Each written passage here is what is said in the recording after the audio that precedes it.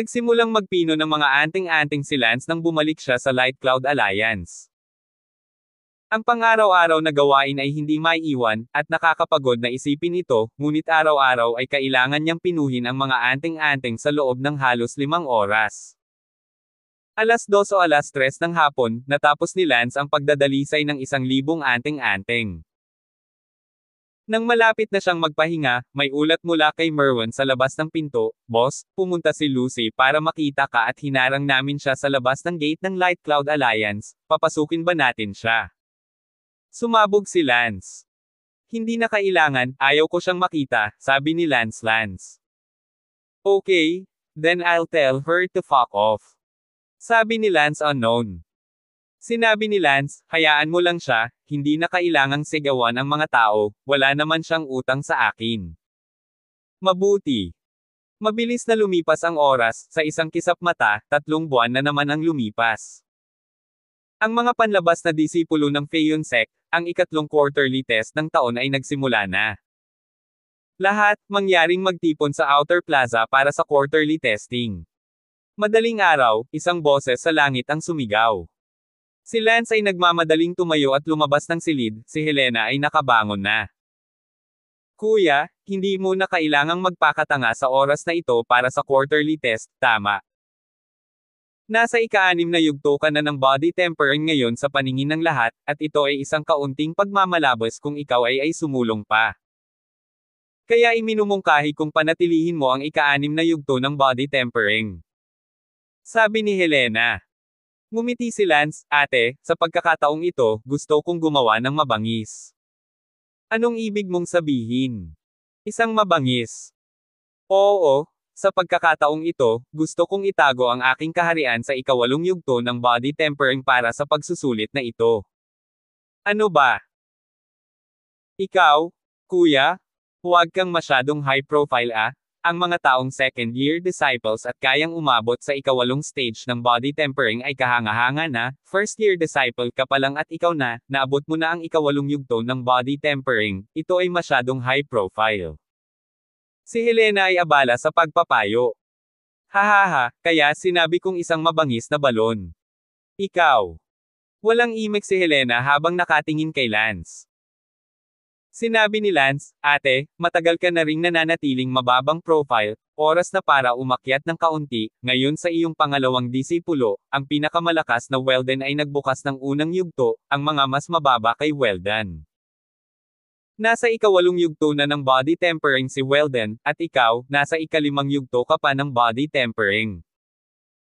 Sinabi ni Helena, "Ayoko pa rin namang mag-stand out, kailangan ko lang siguraduhin na makapasa ako sa Inner Circle Disciple Assessment." Nanatili si Helena sa ika-5 yugto ng body tempering, na pinananatiling mababa ang profile.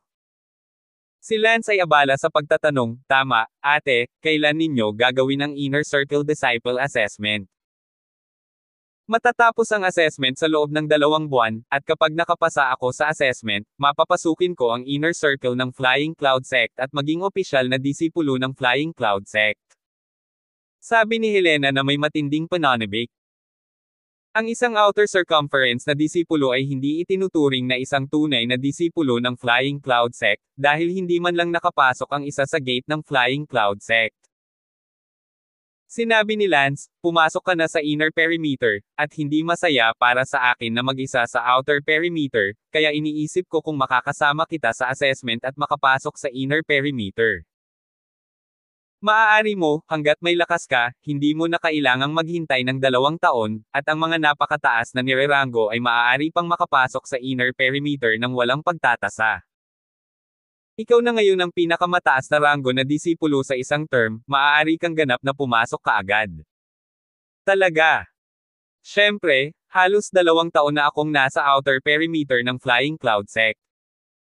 "Good, sabay tayong papasok sa inner perimeter ng Flying Cloud Sect." "Ma'am, huwag na muna tayong mag-usap, bilisan natin magtipon sa plaza." Agad na sumugod sina Lance at Helena sa outer square. Pagdating nila, halos lahat sila nandito. Maraming tao ang tumingin kay Lance. Ang huling quarterly test, si Lance ay sumabog sa ika-6 na yugto ng body refining, at hindi nila alam kung si Lance ay bumuti sa pagkakataong ito. Gayunpaman, karamihan sa mga tao ay naniniwala na imposible para sa Lance na mapabuti ang quarterly na pagsusulit na ito, dahil habang siya ay naglilinang, mas mahirap ito, at syempre, kahit na hindi sila naniniwala na si Lance ay uunlad muli sa pagkakataong ito, sila nakatingin pa rin kay Lance ng may matinding pananabik. Lance. Habang nakatayo si Lance sa linya, tinawag ng isang batang babae sa hanay ng mga babae sa kaliwa si Lance, lumingon si Lance at nakitang si Lucy iyon. Para saan? Sabi ni Lance na masama ang loob. Masiglang tanong ni Lucy, Lance, long time no see, kumusta ka na? Walang pakialam na sinabi ni Lance, napakagaling. Medyo nalungkot si Lucy nang makita ang malamig na tono ni Lance sa kanya, mula noong panahong muntik na siyang madungisan ni Weldon at iniligtas siya ni Lance, hindi na nakita ni Lucy si Lance. Bagamat malamig si Lance sa kanya, ngumiti pa rin si Lucy at sinabing, Lance, halos 3 buwan na ang nakalipas, tumangkad ka ng kaunti, oh. Yes. Walang pakialam na sabi ni Lance at hindi tumingin kay Lucy. Tumalikod si Lucy na nawala. Sa oras na ito, ang malakas na lalaki sa langit ay sumigaw, mga Ginoo, nagsimula na ang ikatlong quarterly test ngayong taon, halos 1 taon na ang nakalipas mula nang pumasok kayo sa paligid ng Phaeon sect. Sa loob ng 2 buwan, ang ikalawang taon ay magiging mga disipulo. Formal na nasubak, at kung hindi ka makapasa sa pagsusulit, kailangan mong umalis sa paligid ng Flying Cloud sect, at hindi ka magkakaroon ng pagkakataong makapasok sa Flying Cloud sect sa iyong buhay. Nang marinig ito, ang mga disipulo sa ikalawang sesyon ay kinabahan. Sa ibaba, sisimulan natin ang pagsubok mula sa mga disipulo sa unang taon, noong huling pagsubok natin, ang unang taon na disipulo, si Lance, ay tumuntong sa ika-6 na yugto ng pagpino ng katawan, sa pagkakataong ito, sa palagay ko ay hindi na bumuti pa si Lance. Kung tutuusin, habang mas malayo ka, mas mahirap. Pagkatapos sabihin iyon, ang mga mata ng lahat ay nakatuon kay Lance. Sabay walkout ni Lance. Sa sandaling ito, tila naramdaman ng malalakas na lalaki sa langit ang momentum sa katawan ni Lance at mukhang nabigla. Sinabi ni Lance sa harap ng lahat, ikinalulungkot ko na bigwan ka, Senyor, ngunit hindi lamang ako pinalaki ng pagsubok na ito, ngunit itinaas ko ito ng 2 antas.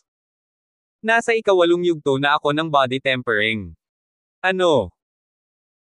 Nang marinig ito, ang buong parisukat ay nagulat, si Lance ay isang disipulo sa unang taon pa lamang at umabot na sa ika-8 yugto ng body tempering, ang mga taong naging mga disipulo sa ikalawang taon na maaaring umabot sa ika-8 yugto ng body tempering ay mga henyo na.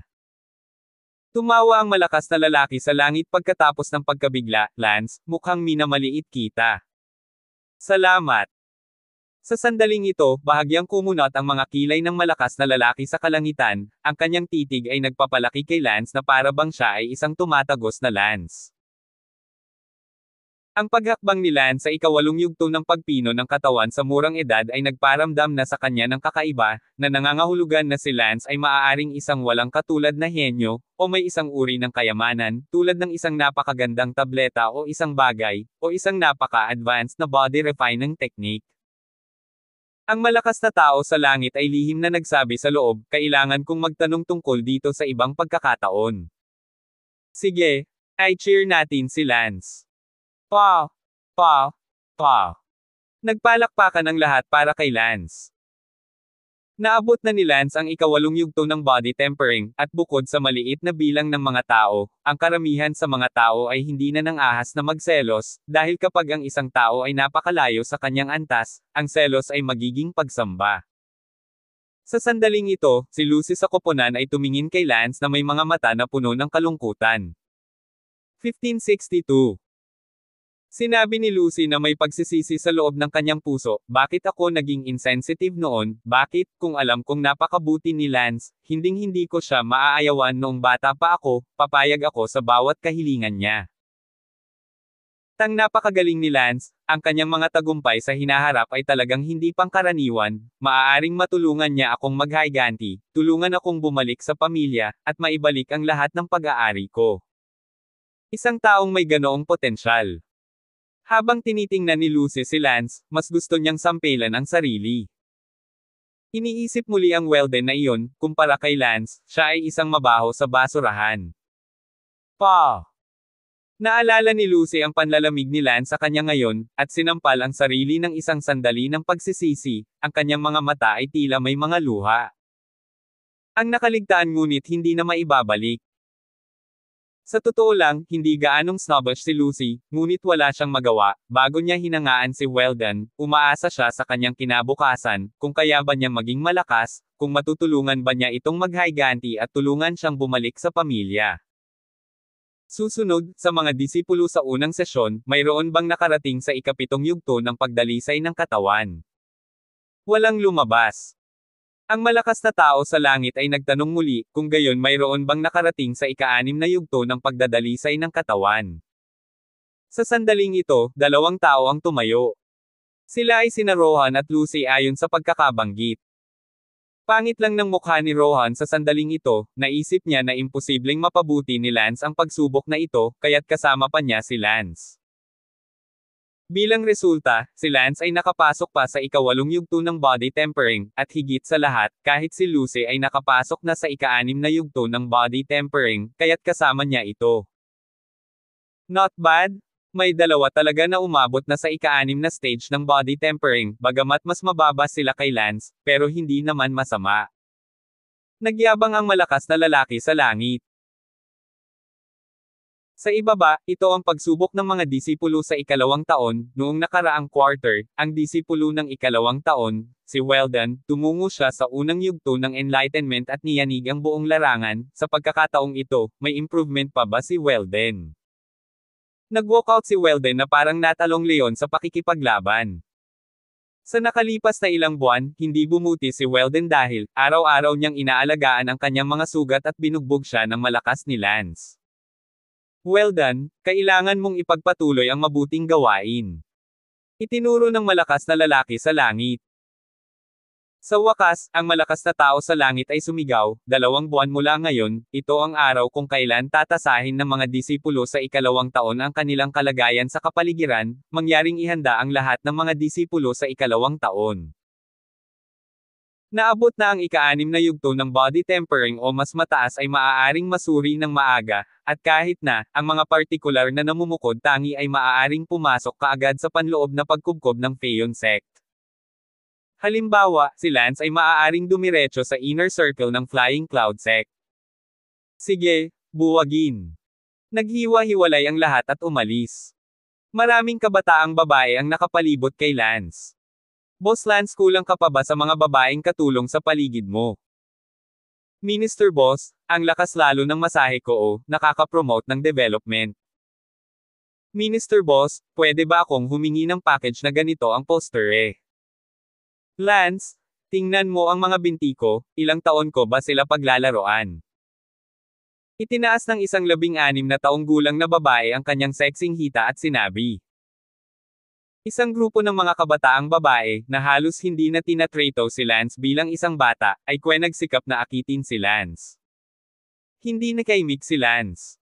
Sa sandaling iyon, dumating si Helena. Tumahimik lahat ang mga babae dahil, nang umakyat si Helena, ang pangit nila kung ihahambing. Kuya, babalik na tayo. Oh, mabuti. Tumango si Lance, at nakita ng grupo ng mga batang babae na hindi sila nagdulot ng tagumpay at nawala ng bibig. Ang lahat ng ito ay nakita ni Lucy na nasa hindi kalayuan. Kinagat ni Lucy ang kanyang mga ngipin at sinabi sa kanyang puso, napakagaling ni Lance, baka talagang matulungan niya akong makabalik sa pamilya sa hinaharap, kailangan kong subukan muli. Pagkatapos sabihin iyon, lumakad si Lucy na may ngiti sa kanyang mukha. Brother Lance. Magiliw na bati ni Lucy. Naiinip si Lance, Lucy, ano na naman ang ginagawa mo? Brother Lance, pwede ba? Pwede ba kitang makausap? Tiningnan ni Lance si Lucy at nakita niyang medyo namula siya at nagiging sexy, pero syempre, hindi iyon ang punto. Ang punto ay gusto ni Lance na makita kung ano ang gusto niyang gawin. Okay, mag-usap tayo. Ate, pwede ka munang bumalik. Lumingon si Lance para turuan si Helena. Oh! Itinikom ni Helena ang kanyang mga labi, medyo nanlumo siya sa loob-loob niya ay parang hindi niya masyadong gusto si Lance na nakikipag-usap sa ibang mga babae. Mapait na ngumiti si Helena, paano niya naisip iyon, si Lance ay kanya. Kuya ah. Sige, Lucy. Ano ang gusto mong pag-usapan sa akin, maaari ba tayong magsimulang mag-usap ngayon? Sabi ni Lance. Kinagat ni Lucy ang kanyang mga ngipin at sinabing, Brother Lance, lahat ng ito ay dahil may mga mata ako noon. Ayoko makarinig ng mga ganyang kalokohan. Brother Lance, ako. Say what you have to say, wag mong lunukan. Brother Lance, gusto kong humingi ng isang pakete. Namula si Lucy at ibinaba ang kanyang ulo at sinabi. Ano? Nanghihingi ng package. Hindi ako nagkamali ng narinig. Naaliw si Lance, at kasabay nito, ang imahe ni Lucy sa puso ni Lance ay bumaba ng 3 puntos. Hahaha, Lucy. Lucy? Masyado kang mura? Noong una ay naisip ko na tinanggihan mo ang pag-aampon sa akin at ang pag-amin ni Weldon, sa pag-aakalang isa kang mapagmataas na babae, ngunit ngayon ay lumabas ako sa ikawalong yugto ng pagdadalisay ng katawan. And you're begging for adoption. If one day, may biglang sumulpat na mas henyo pa sa akin, nakikiusap ka lang ba na manligaw siya? Hindi ganoon. Natarante si Lucy at umiling. Ngumuso si Lance at diretsong naglakad. Umiiyak si Lucy, Lance, gusto ko lang bumalik sa pamilya, mali ba ako? Ang talento ko ay hindi namumukod-tangi, ang umasa sa akin ng mag-isa ay halos imposible, hindi ko alam kung hanggang kailan ako mabubuhay, gusto ko lang. Para makilala ang ilang mga henyo para tulungan akong makaganti sa hinaharap, mali ba ang ginawa ko? Huminto si Lance, hindi makayanan ni Lance na makitang umiiyak ang isang babae, ano ba, mahirap nang lumayo. Cry. Cry your sister ah, sabihin mo ang hindi masabi ng maayos. Akala ko nakita mong malakas ang talent ko, gusto mong bumawi, hindi ko alam ang dahilan mo. Ano na lang ang nasabi mo, what do ibig mong sabihin? Pinunasan ni Lucy ang kanyang mga luha at sinabing, tinanong mo ako noon kung ano ang aking pagkakakilanlan, masasabi ko sa iyo ngayon na ako ay mula sa low clan ng Four Seas, ngunit sa kasamaang palad, ang aking mga magulang ay hindi pinaburan at na-frame ng iba. Ng pamilya, nawala ang aking paglilinang at nakakulong sa pamilyang Heavenly Prison. Ang aking talento ay katamtaman lamang sa pamilya, at ako ay pinalayas din sa pamilya. Gayunpaman, hindi ko nais na ang aking mga magulang ay mabuo ng isang taksil, at kailangan kong bumalik sa pamilya upang maghayganti sa mga bumalandra sa aking mga magulang. Gayunpaman, hindi ako maaaring manirahan sa 4 na dagat, dahil ang mga bumalandra sa aking mga magulang, pinipigilan nila ako sa bawat pagliko, makaalis lang ako sa malayo, sa One Sea, at sumali sa Flying Cloud Sect. Noong una, gusto kong makilala ang ilang mga henyo na makakatulong sa akin sa hinaharap, bago ako hindi naakit sa talento ni Weldon, kung hindi ko nakilala ang aking kamatayan, paano niya maging karapat-dapat sa akin. 1563. Sinabi ni Lance, kaya, kung hindi ka nahirapan, hindi ako magiging karapat-dapat para sa iyo. Hindi. Mas henyo ka kaysa kay Weldon, sa aming pamilya, kahit na may mga umabot sa 8 o 9 na hakbang ng pagpino ng katawan sa edad na 11 o 12, ngunit ang bilang ay hindi malaki, even in our family, you belong to the genius type, how could you not be worthy of me? I blame me for being blind before, I'm sorry. Lance, I really regret my rudeness to you before. Ngumuso si Lance, gusto mo ba akong maging free hitman mo? Posible ba iyon?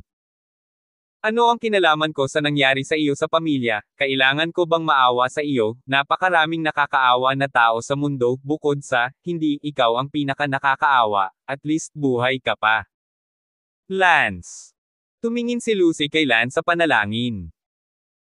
Napabuntong hininga si Lance sa pagkadismaya, sige, gawin muna natin ito. Susundan mo muna ako at maging maid ka muna, kung maganda ang ugali mo, baka isipin kong tulungan kang maghayganti sa hinaharap. Fine, basta matulungan mo akong makaganti at mailigtas ang mga magulang ko, itong katawan ko ay nasa iyo. Natigilan si Lance, sino ang gusto ng katawan mo? Sige, sumama ka sa akin. Oo. Pinunasan ni Lucy ang mga luha niya at masayang ngumiti. Ibinalik ni Lance si Lucy sa Light Cloud Alliance. Kuya, bakit mo siya dinala dito? Si Helena ay abala sa pagtatanong na para bang hindi siya masyadong malugod. Sinabi ni Lance, ate, si Lucy ang magiging personal na kasambahay ko simula ngayon. Ano? Ikaw, sinako mo siya. Oh, kung kailangan mong sabihin ang isang bagay na napakapangit gaya ng pagbabalot, pagkatapos ay aibag ito. Mapait na ngumiti si Lance. Hindi payag si Lance, ngunit nang makita niyang umiiyak si Lucy, at ubiling ibinalik niya ito, kaya kung matutulungan niya talaga siya sa hinaharap, tulungan siya. Boss! Sigaw ni Merwin mula sa labas. Pumasok ka na. Boss! May inner siege na disipulo dito para makita ka. Ah! Hinahanap ako ng isang inner siege na disipulo. Oo. Natarante si Lance, sinong inner circle na disipulo ang lumapit sa kanya, si Ling Shengnong ba? Naglakad si Lance sa harap ng pintuan, at nakita lamang niya ang isang lalaki na humigit kumulang 20 taong gulang na nakatayo doon, maliban na siya ay hindi si Ling Shengnong. Sino ka? Bakit lumapit sa akin?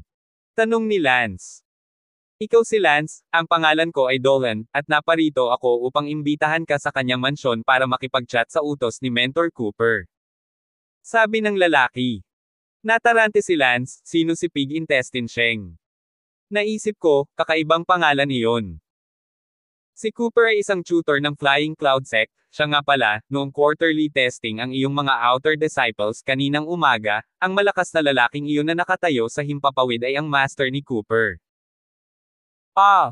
Si Pig Intestine Sang ba ang naghahanap sa akin, o yung si Pig Intestine Sang na mentor ba ang naghahanap sa akin?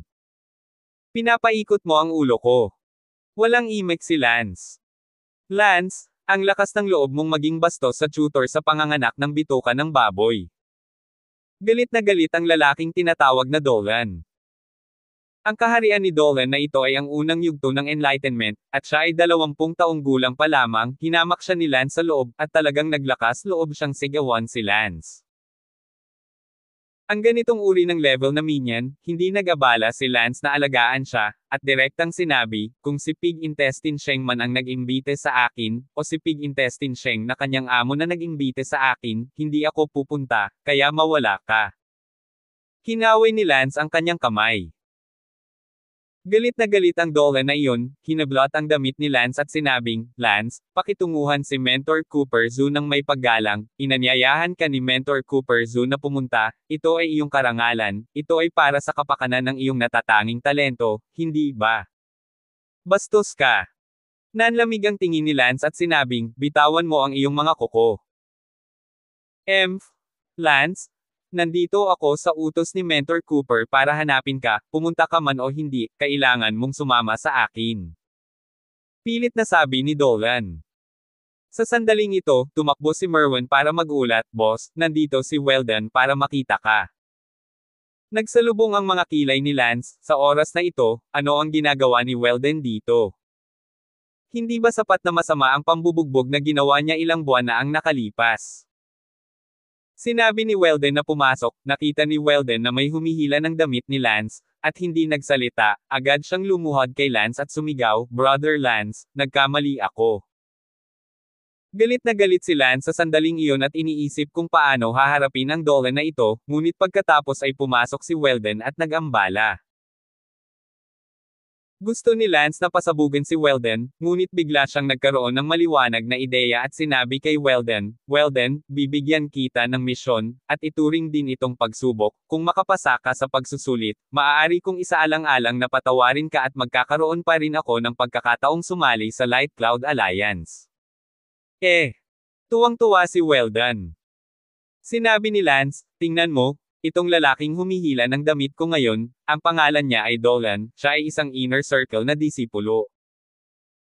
Binigyan mo siya ng isang mahusay na pambubugbog, kahit na mas masahol pa kaysa sa ibinigay ko sa iyo ilang buwan na ang nakakaraan, at kung matalo mo siya sa aking kasiyahan, maituturing kang nakapasa sa pagsusulit. Nagulat si Weldon, hindi niya inaasahan na bibigyan siya ni Lance ng ganoong pagsubok. Sa katunayan, dumating ngayon si Weldon para humingi lang ng tawad kay Lance at hindi niya inaasahan na patatawarin siya, ngunit hindi niya inaasahan. Asahan na bibigyan siya ni Lance ng pagkakataong ito at ang posibilidad na sumali sa Light Cloud Alliance. Paanong hindi pahalagahan ni Weldon ang pagkakataong ito? Ano pang hinihintay mo? Ayaw mo ng pagkakataon? Oo, boss. Masiglang sigaw ni Weldon, at tumingin sa Dolan na iyon na may mabangis na sulyap. Sinabi ni Lance na bugbugin niya siya hanggang sa maging mas seryoso pa siya kaysa sa nabugbog siya ni Lance noon, kaya ngayon ay tumingin si Weldon kay Dolan na parang nakita niya ang kaaway na bumugbog sa kanya. I fuck you. Sigaw ni Weldon at biglang binasag ang kanyang kamao kay Dolan. Napaatras ng ilang hakbang si Dolan at galit na sinabi, anong ginagawa mo? Sinabi ni Lance, Weldon, mayroon kang kalahating oras, pagkatapos ng kalahating oras ay lalabas ako para magsuri. Pagkasabi nito, si Lance ay pumasok sa Light Cloud Alliance nang hindi lumilingon. At sa pintuan, itinaya ni Weldon ang kanyang buhay upang labanan ang dugong Dolan na iyon. Si Dolan ay talagang nanlumo, dumating lamang siya upang tawagan si Lance sa utos ni Mentor Cooper, at hindi maipaliwanag na nasangkot sa isang kung saan baliw na ganap na walang buhay upang salakayin siya. Gracieux, hindi ako magiging magalang kung aakyat ka ulit dito. Galit na sigaw ni Dolan kay Weldon. Boom! Paano makikinig si Weldon sa kanyang babala? Alam lang ni Weldon na isa sa alang-alang lamang niyang patawarin si Dolan kung matalo niya ito ng mas masahol pa kaysa sa dati, at galit pa rin siya para makuha ang kapatawaran ni Lance. Ilang sandali, sa pasukan ng Light Cloud Alliance, ang dalawang lalaki ay nag-aaway na parang dalawang toro na nakikipagbuno, dahilan upang manood ng maraming tao. Ang Buldabaw na iyon, kung tutusin, ay isang disipulo sa Inner Circle at 20 taong gulang, at natuto din ng mas malakas na kasanayan sa militar sa Flying Cloud Sect, habang si Weldon ay isa lamang Outer Circle na disipulo, at bagamat siya ay nasa parehong antas ng Buldabaw, siya ay medyo mahina kaysa kay Buldabaw. Gayunpaman, binawian ng buhay ni Weldon ang kanyang kalaban, kaya, ilang sandali, ang dalawa ay nag-away sa isa't isa, magkayakap at gumulong-gulong sa lupa paminsan-minsan, na nagiging sanhi ng ang mga nanunood ay namangha. 1564. Kuya, bakit hinahanap ka ng mentor ni Cooper na iyon? Pagbalik sa bahay, nagtanong si Helena. Hindi ko alam, si Cooper ang disipulo ng malakas na lalaki na nagbigay sa amin ng quarterly test sa umaga. Kung hindi ako nagkakamali, dapat ay ang malakas na lalaki ang nag-utos kay Cooper na hanapin ako sa umaga. Baka masyado kang high profile sa umaga nang ibunyag mo ang iyong body tempering 8th stage realm. At ang malakas na lalaking iyon sa umaga ay naisip na mayroon kang isang bagay na hindi pangkaraniwan upang makita kung ikaw ay isang tunay na henyo, o kung ikaw ay may isang uri ng kayamanan na tumulong sa iyo. Sa tingin ko, sabi ni Lance na may malamig na tingin, kung maglakas loob siyang suntukin siya, sisihin si Lance sa pagiging walang kamatayan sa kanya. Kuya ano sabi ko? Sabi ko wag kang masyadong high profile, tapos ngayon, may makakapansin agad sa'yo. Ate huwag kang mag-alala, kung tutusin, marami pang mga henyo kaysa sa akin, ngayon na sinabi ni Lucy na ang kanilang pamilyang forces, medyo marami sa kanila ang umabot sa 8 o 9 na yugto ng pagdadalisay ng katawan sa edad na 11 o 12, kaya katumbas lang ako sa antas na ito ngayon. Tama, bakit ang ingay sa labas? Nagsalubong ang mga kilay ni Helena. Sinabi ni Lance, si Weldon at ang Dolan na iyon ay nasa dugo. Sino si Dolan? Si Cooper ay nagpadala ng isang tao upang hanapin ako, ngunit sa kasamaang palad, siya ay masyadong masungit, at nagkataon na si Weldon ay dumating din upang hanapin ako, kaya't bibigyan ko ng pagsubok si Weldon. Speechless. Sinalubong ni Helena si Lance nang may sulyap at agad na nagtungo sa gate, at nakita ko na ang isang malaking bilog ng mga tao ay nagkukumpulan sa paligid ng gate, na parang nanunood ng isang bullfight, na may 2 tao sa gitna na natamba at napunit. Isa't isa. Ang martial skills ni Weldon ay nasa mahinang bahagi, kaya't maaari lamang niyang makalapit at personal sa Dolan na iyon sa isang pisikal na laban. Kahit na mas malakas ang martial skills ni Dolan, hindi siya gaanong mas malakas, at wala siyang nagawa sa barbaric attacking style ni Weldon, pagyakap at pagkagat, at sa huli, kamao sa kamao lang ang kaya niyang labanan sa madugong laban. Hindi naman masyadong fiercely ang spart nilang dalawa. Biglang napasigaw si Dolan sa sakit, at talagang kinagat ni Weldon ang kanyang tenga. Sakit sakit sakit. Sumigaw si Dolan para sa sakit, ngunit ayaw bumitaw ni Weldon. Napapunit si Weldon gamit ang kanyang bibig. Ang tainga ni Dolan ay kinagat ni Weldon, at nag-spray ang dugo sa buong mukha ni Weldon. Medyo hindi makayanan panoorin si Helena, masyadong madugong pisikal, ganoon din talaga ang nakababatang kapatid, anong klaseng pagsubok ang ibinigay kay Weldon sa magandang dahilan, buti na lang hindi nakikipaglaro si Weldon sa iba para makuha. Pagpapatawad ni Lance. Sa ganitong paraan, nagbuno sina Weldon at Dolan ng buong kalahating oras. Makalipas ang kalahating oras, lumabas si Lance sa harap ng pinto at nakita niya sina Weldon at Dolan na parehong gamulong sa lupa, nakamamatay silang dalawa na nagkagusot, hindi gaanong malaki ang agwat ng lakas sa pagitan ng magkabilang panig, ang laban hanggang ngayon, ito ay dapat na naging pinaka-primitive na labanan. May mga bahid ng dugo sa lupa, at higit pa rito, nakita rin ni Lance ang dalawang nakagat ng tainga sa lupa. Kaninong tainga? Nang tumingin si Lance, nawala ang dalawang tainga ni Dolan. Gayunpaman, si Weldon ay miserable din, ang kanyang katawan ay puno ng dugo, ang kanyang mga mata ay namamaga at hindi niya makita ang kanyang mga eyeballs, at ang kanyang ilong ay ganap na baluktot sa isang tabi. Sinabi ni Lance, "Sige, Weldon, tama na." Hindi inaasahan ni Lance na lalaban ng husto si Weldon, at nabugbog nito si Dolan, medyo gumaan ang loob ni Lance upang makita kung nang-ahas pa rin siyang maging mayabang sa harap ni Lance. Narinig ni Weldon ang boses ni Lance, na naglabas ng Dolan, ngunit wala ring lakas, na gamulong sa gilid. Napasigaw si Dolan sa sakit sa lupa, umaagos ang dugo sa buong katawan niya. Umakyat si Lance, walang pakialam kung hindi makayanan ni Dolan ang sakit o hindi, at direktang sinipa siya. Nakatapak sa dibdib ni Axbow. Oo naman, tumili si Dolan, ngayon lang ay dinurog ni Weldon ang tadyang ni Dolan gamit ang kanyang noo, at ngayon ay natapakan na naman siya ni Lance, biglang hihimatayin si Dolan sa sakit. Napakawalang awa ni Lance, hindi pa banggitin na siya ay 12 taong gulang pa lamang, ngunit hindi siya kumukurap kapag nambubuli siya ng mga tao. Tinapakan ni Lance ang dibdib ni Dolan at sinabing, "Dolan, ikaw ay isang inner circle na disipulo, nang ahas kang maging mayabang sa harap ko, at sa harap ng aking Light Cloud Alliance, hindi mo rin tinitimbang ang iyong sarili. Lance, maghintay ka." Sabi ni Dolan na puno ng dugo ang bibig. Waiting. Do you mean to tell me that the pig shit born? No, the pig got born ang maghihiganti sayo. Kinagat ni Dolan ang kanyang mga ngipin at sinabing, "Aking amo, hindi ka pakakawalan." Yoho! Tama ang narinig ko? May amo ka rin, sabihin mo sa akin kung anong klaseng paninda ang amo mo. Ngumiti ng mapaglaro si Lance. Ang aming Kangying Alliance, ay isang nangungunang 300 rango na gang ng Flying Cloud Sect, hintayin mo ako, ikaw ay isang peripheral trash gang. Napangiti si Dolan at sinabing, "Bang!" Tinapakan ni Lance ang kanyang paa. Napasigaw si Dolan at nahimatay sa sakit. "Boss!" Nahimatay siya. Sabi ni Merwan. Sinabi ni Lance, pumunta sa Flying Cloud Sect Spirit Talisman Store at kumuha ng 2 disipulo sa inner circle dito. Oo. Hindi nagtagal, natagpuan ni Merwan ang 2 inner circle na disipulo ng Flying Cloud Sect, maliban na sila ay nasa ika-8 yugto pa lamang ng body tempering. Kapatid na alipin. Brother servant. Pagkatapos dumating ng 2 inner circle na disipulong iyon, abala sila sa pagtango kay Lance.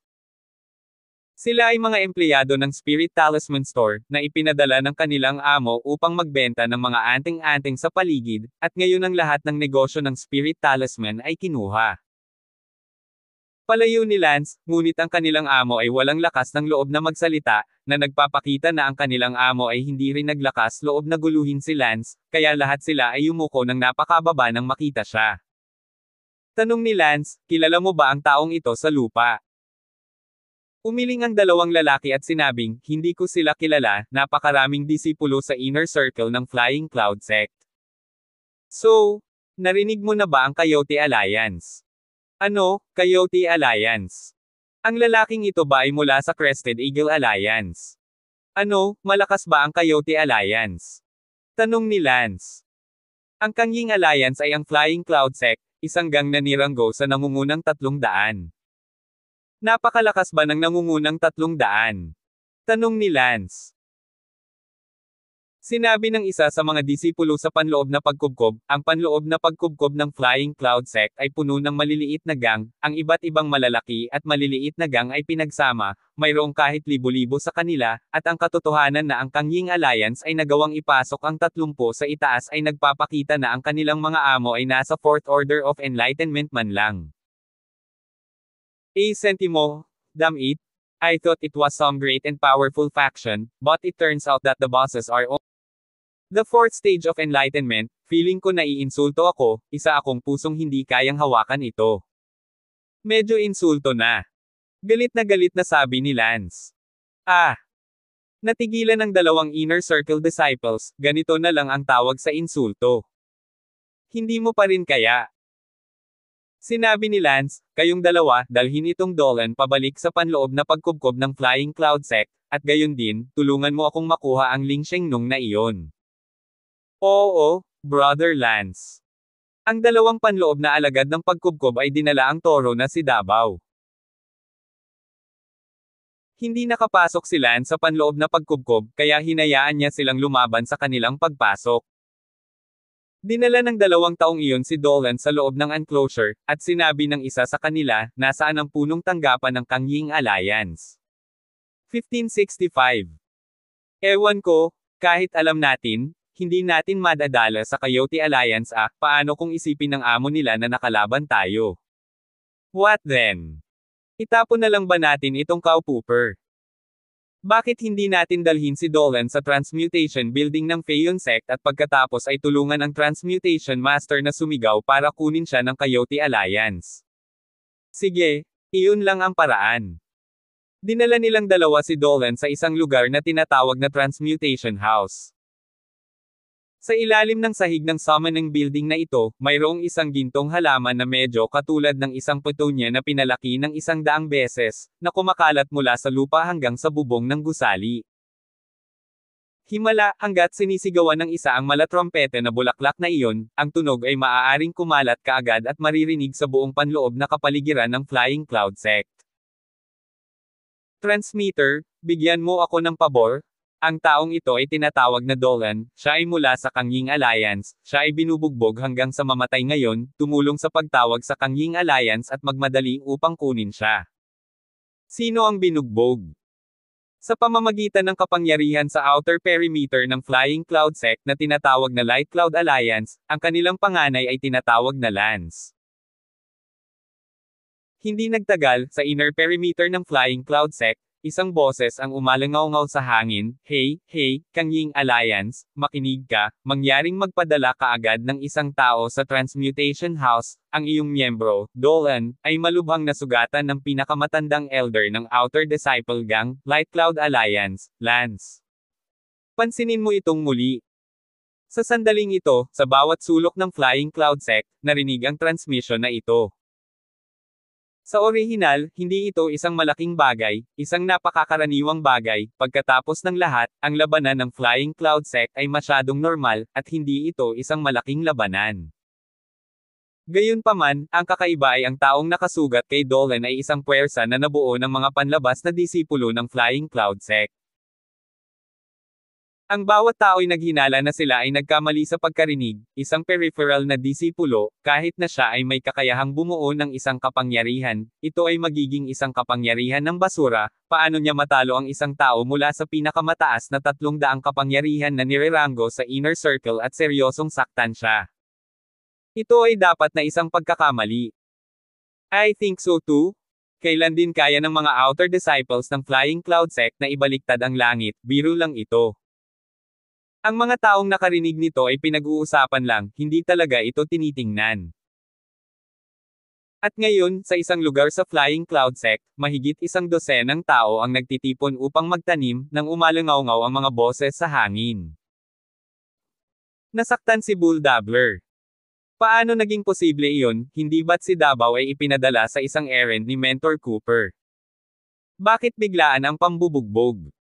Mahigit 100 tao ang tumayo at pinagmasdan ang isa sa mga nakaitim na damit. Mga lalaki ng ika-4 na orden ng bukas na liwanag. Nakataas ang kilay ng espada ng lalaking iyon na nakasuot ng itim at malamig ang tingin. Go! Pumunta at tingnan kung ano ang nangyayari. Oo naman boss. Ang lalaking iyon na nakasuot ng itim, malamig ang mukha ay pumunta kaagad sa Transmutation Building at talagang nalaman na ito ay Dolan. Ah, si Davao talagang nasugatan si Davao. Biglang nagalit ang lalaking nakaitim na damit.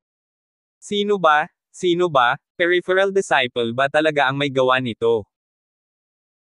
Sinabi ng lalaki mula sa Transmutation House, 2 disipulo ang nagpadala lamang sa kanila dito. Sinabi nila na ang mga panlabas na disipulo ay bumuo ng isang puwersa na tinatawag na Light Cloud Alliance, na nilabanan ng pinuno ng Light Cloud Alliance.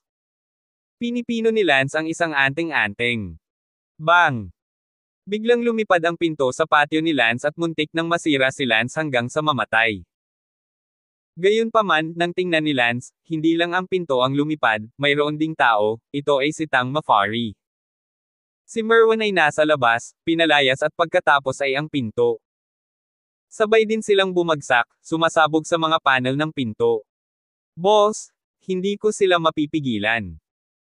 Si Merwan, na lumipad sa paanan ni Lance, ay nagsabi na may dugo sa kanyang bibig, pagkatapos ay tumagilid ang kanyang ulo at siya ay nawala ng malay. Ah! Si Helena ay sumigaw. Tumangala si Lance, mahigit 100 tao ang pumasok mula sa labas, ang nangunguna sa kanila, nakasuot ng itim na damit, ay nagbigay ng malupit na pakiramdam sa kanyang mukha. Kuya! Si Helena ay abala sa takot at hinawakan ang braso ni Lance. Bamulong si Lance, ano ang dapat katakutin, ang pinakamalakas ay nasa ika-4 na yugto pa lamang ng kaliwanagan, at ikaw ay nasa ika-6 na yugto. Ah! Natigilan si Helena, tama o, halos nakalimutan ko, siya ay nakabukas na ilaw ika-6 na hakbang, si Lance ay mas bukas na ilaw sa ika-7 hakbang, kung saan kailangan na matakot sa grupong ito ng mga tao. Saglit, nakalimutan ni Helena ang totoong kaharian, sa pag-aakalang siya ay talagang isang katawan na nagpapadalisay sa ika-5 hakbang. Kaya lang, kapatid, hindi ba ilantad niya ng lakas? Helena! Kung wala ka talagang pagpipilian kundi ilantad ito, sabi ni Lance, hinding-hindi ipagdadamot ni Lance ang sarili dahil sa takot na ilantad ang kanyang lakas. Sa sandaling iyon, walang pakialam na nagtanong ang lalaking nakaitim sa kabilang panig, sino ang boss ng Light Cloud Alliance. Si Lance ay humakbang pasulong at sinabing, ako ang boss ng Light Cloud Alliance, ano, malamang na ikaw ang boss ng ilang Kangpig Alliance. Galit na sinabi ng isang miyembro ng kabilang panig, naglakas loob kang insultuhan ang ating Coyote Alliance. Oh, tama. Hindi, ito Kangpig Alliance. Ito ay Kangfly Alliance, ilang langaw, ngunit maglakas loob kang pumunta sa aking Light Cloud Alliance at kumilos ng bastos. Ngumuso si Lance. Mahigit sa 100 ng mga tao sa kabilang panig ang nagtaka kung sila ay nagkamali sa pagkarinig, 12 taong gulang sila ay ang Coyote Alliance, na may gayong mayabang na tono, mayabang sa isang karumaldumal na antas. Boss, this kid's fucking not scared out of his mind by us, right? How dare you say such words to us? Sabi ng isa sa mga lalaki sa lalaking nakaitim. Boss, hindi ko talaga alam kung sino ang nagbigay ng lakas ng loob sa isang body-tempering 8-stage outer disciple para gawin iyon. Abala rin sa sasabihin ang isa. Ngumuso si Lance, kung pupunta ka ngayon, hindi ka lalabas ng isang piraso. Gaano kayabang, boss, hindi na ako makatiis. Sigaw ng isa sa enlightened second stage na lalaki, pagkatapos bago makuha ang utos na gawin ang anumang bagay, nanguna siya at umakbay kay Lance. Little brat, sasayangin kita. Ang ikalawang utos ng enlightened light na mapusok na lalaking iyon ay tinadtad ng palad. Shoo! Sabay-sabay na nagpadala si Lance ng anting-anting, at ang open light second order impulsive man ay na-freeze sa isang kisap mata. Kaagad na inilabas ni Lance ang kanyang kutsilyo at nang hindi nag-iisip, pinatay sa tiyan ng mapusok na lalaking iyon. Wow! Lumabas ang dugo mula sa puso ng mapusok na lalaki. Leonard.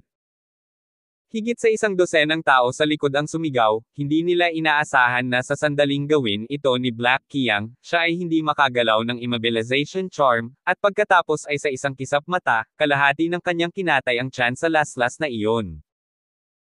Maraming tao ang sumugod sa takot at pinunit ang anting-anting mula sa katawan ni Leonard habang binibigyan siya ng paggamot upang matigil ang pagdurugo.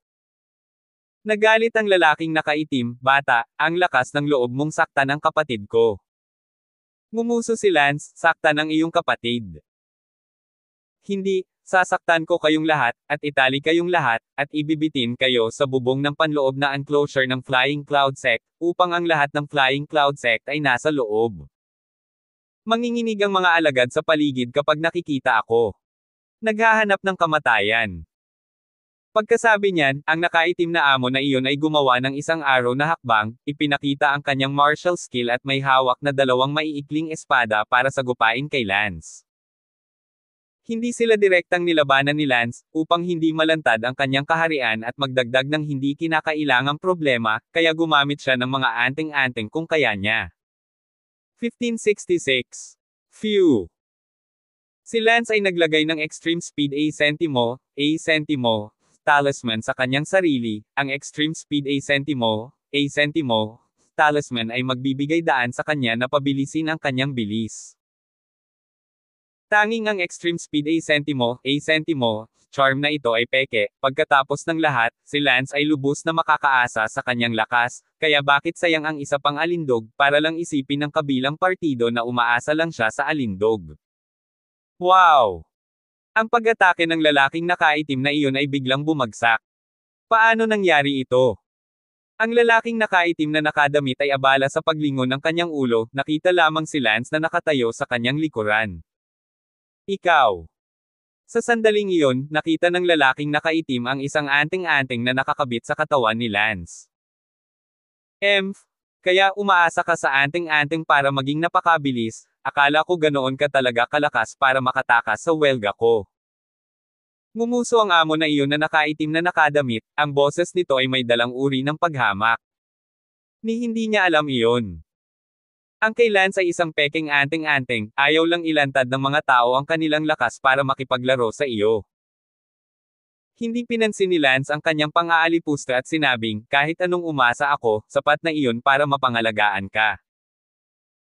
Pangarap ng tanga, kung ang isang anting-anting ay maaaring gawing malakas ang isang mahinang tao, kung gayon ang mundong ito ay magiging isang dalubhasang anting-anting, gusto kong makita kung ilang segundo ang iyong anting-anting. Sabi ni Lance at dinaikit ang isa pang peking anting-anting sa kanyang sarili. Pagkatapos, mabilis na sumugod si Lance patungo sa lalaking nakaitim. Dinaikit ni Lance ang isang freeze talisman sa katawan ng lalaking nakaitim na damit, na totoo. Hindi ka na makagalaw ngayon. Pagkasabi noon, kinuha ni Lance ang kutsilyo ng sabay-sabay. Nang hindi kumukurap, tinusok ng kutsilyo ang dibdib ng lalaking nakaitim na damit. Ang lalaking nakaitim na nakadamit ay nakaramdam ng lamig sa buong paligid, hindi inaasahan na ang isang peripheral na disipulo ay nagtataglay ng ganoon kalakas na anting-anting. Boss! Nagmamadaling umakyat ang iba sa kanila, hindi makapaniwalang sumigaw, pati ang amo nila ay nahulog na. Paano nangyari ito? Siya ay isang maliit na bata, bakit nangyayari ito? Ang iba sa grupo ng mga tao ay tila hindi maintindihan ito, na para bang iniisip nila na ang kapangyarihan ng isang peripheral na disipulo ay maaaring ganap na madurage, ngunit natambo rin pala ang amo nila. Sinabi ni Lance, "Naiwan pa rin kayo, bibigyan ko kayo ng pagpipilian. Una, magkusa kayong umakyat at hayaan ninyong saksakin ko ang bawat isa sa inyo. Pangalawa, ako ang magkukusa para saksakin kayo, syempre. Kung ikaw ang magkusa na umakyat at hahayaan akong saksakin ka, pwede kitang piliin kung saan ka sasaksakin, kung hindi, ako ang pipili kung saan ka sasaksakin." Ang iba sa grupo ng mga tao ay galit na tumingin kay Lance. Ang isa sa kanila ay sumigaw, "Mga kapatid, ang brat na ito mismo ay walang lakas, umaasa lamang siya sa ilang mga anteng-anteng, huwag tayong matakot sa kanya, makinig sa akin, sabay-sabay tayong maningil, kahit na mayroon siyang pinakamalakas na anteng-anteng, hindi niya magagamit ang mga ito sa napakarami sa atin ng sabay-sabay. Mabuti. Tumango ang lahat, ngayon ay hindi na sila nang ahas na ituring si Lance bilang isang peripheral na disipulo, pagkatapos ng lahat kahit ang kanilang amo ay nahulog na. Ngumuso si Lance, "Masyado kayong walang muwang, nakikita mo ba kung anong uri ako ng anteng-anteng? Ito ang speed A sentimo, charm. Kahit ang amo mo ay hindi nakikita ang anino ko. Ilan ba kayo?" At sumama, katawa-tawa. Huwag matakot ang lahat sa kanyang mga salita, sige. Pagkasabi noon, ang natitirang grupo ng mga tao, ay sabay-sabay na tumalon kay Lance.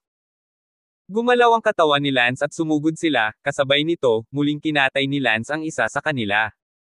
Ah! Natomba ang pinatay na may sumigaw, sinaksak siya ni Lance ng direkta sa tiyan, isang bukas na puwang sa tiyan, sa sitwasyong ito, malamang na nawalan siya ng lakas sa pakikipaglaban, o kahit na ang kanyang bituka ay umagos palabas. Ah, white ghost. Sigaw ng mga natitirang tao. Sinabi ni Lance, "Tingnan mo, ito ba ang pinag-uusapan ninyong magkakasama?" Resulta.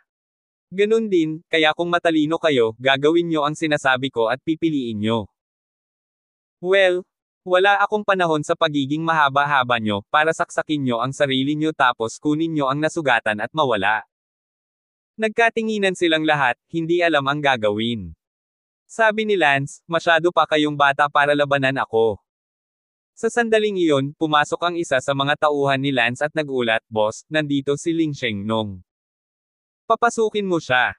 Sabi ni Lance. Oo. Ang mga tao ng Kangying Alliance ay natigilan nang mabalitaan nilang nandito si Ling Shengnong. Ang 100 Ghost Alliance ni Ling Shengnong, na nireranggo sa top 200 syempre, ang dahilan kung bakit ang kapangyarihan ni Ling Shengnong ay nireranggo sa top 200 ay higit sa lahat ay dahil mayroon siyang nakatatandang ama. Kaya, sa sandaling ito, nang mabalitaan nilang dumating si Ling Shengnong, medyo natarante silang lahat, maaaring si Ling Shengnong ay dumating din para guluhin ang batang ito.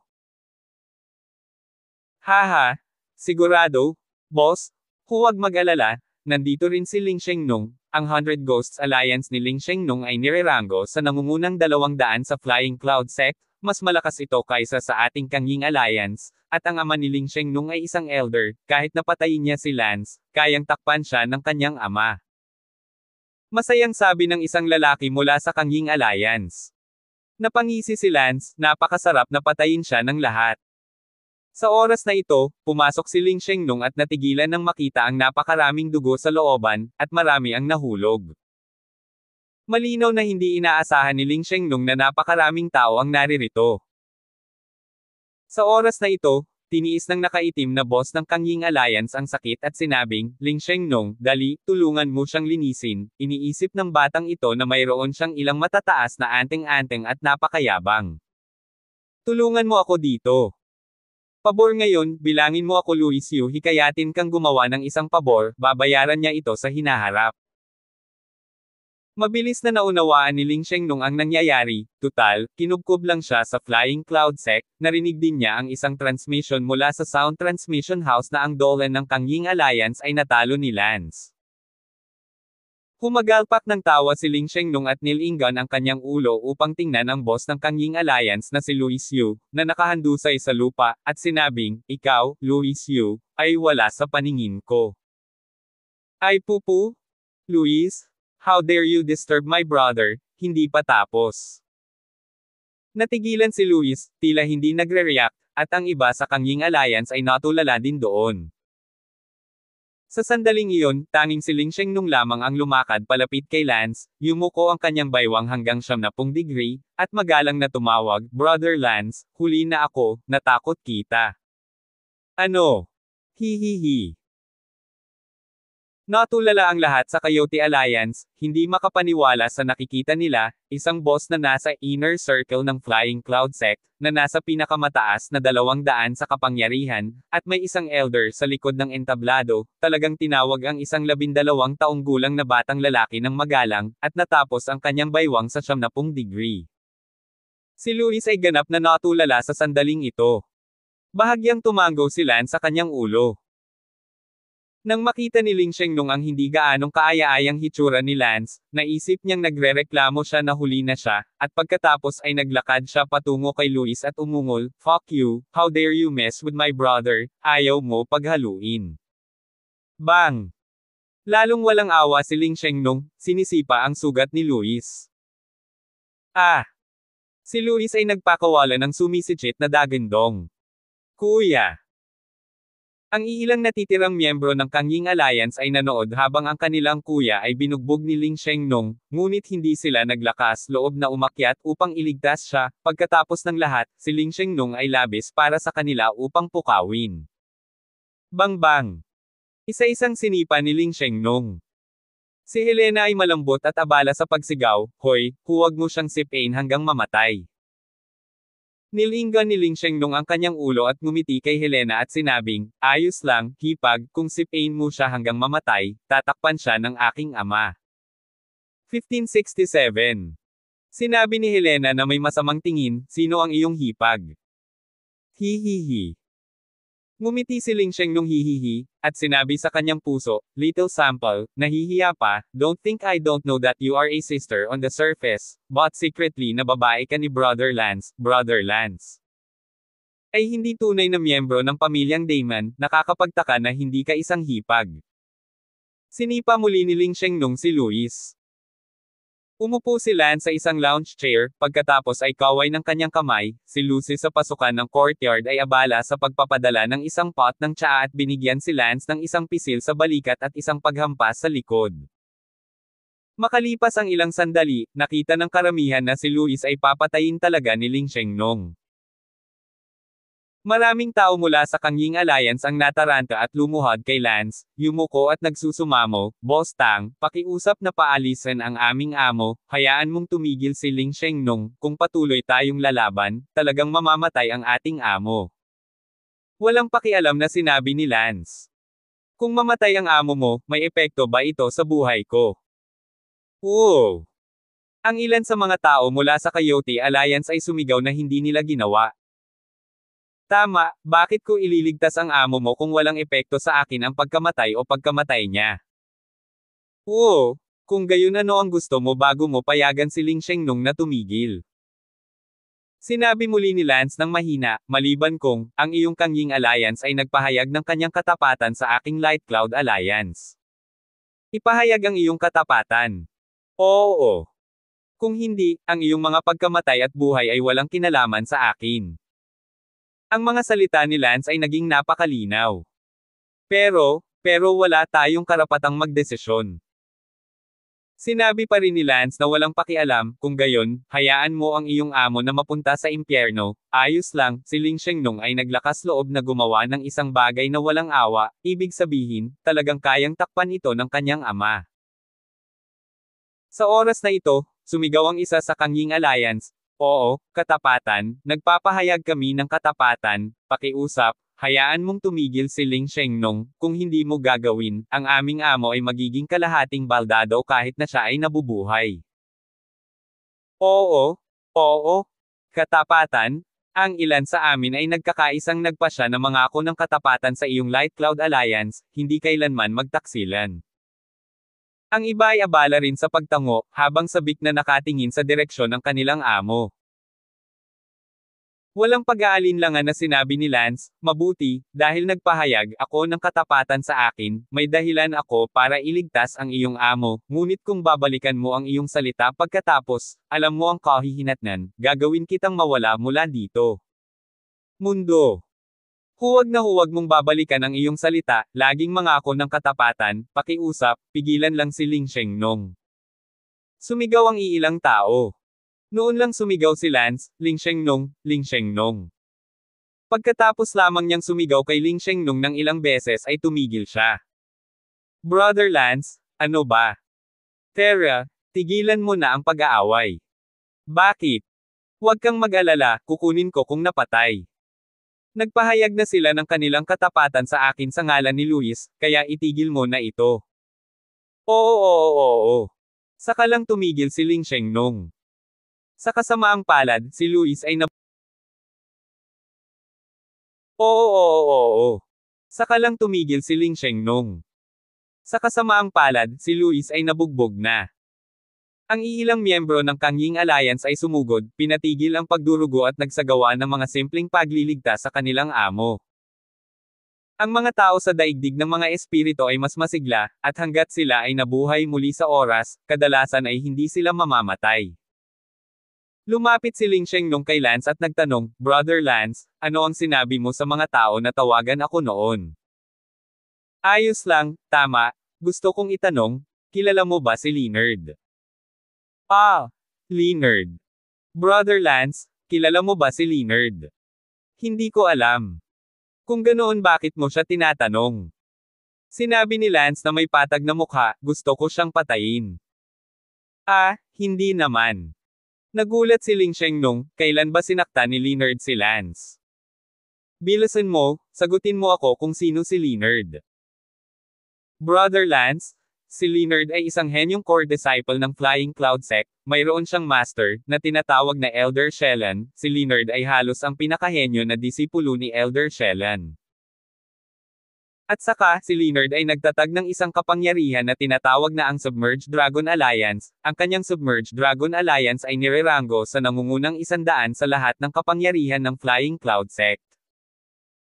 Si Leonard mismo, nasa ikapitong yugto na siya ng Enlightened Light, at higit sa lahat, si Leonard ay wala pang 30 taong gulang pa.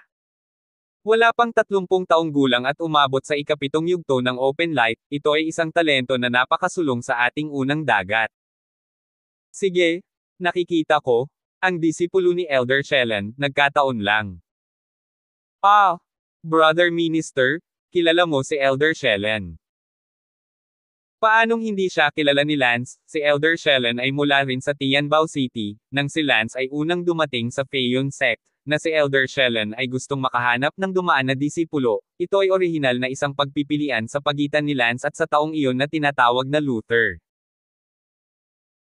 Sa huli, pinili ni Elder Shi Monarch ang Luther, na mabuti lang, malaya siyang pumili kung sino ang gusto niya, ngunit sasabihin pa rin ni Elder Shi Monarch na ang dahilan kung bakit hindi niya pinili si Lance ay dahil siya nakita na si Lance ay isang tao lamang na may ilang mga nagawa noong siya ay bata pa at magiging karaniwan sa hinaharap, isang taong walang kinabukasan.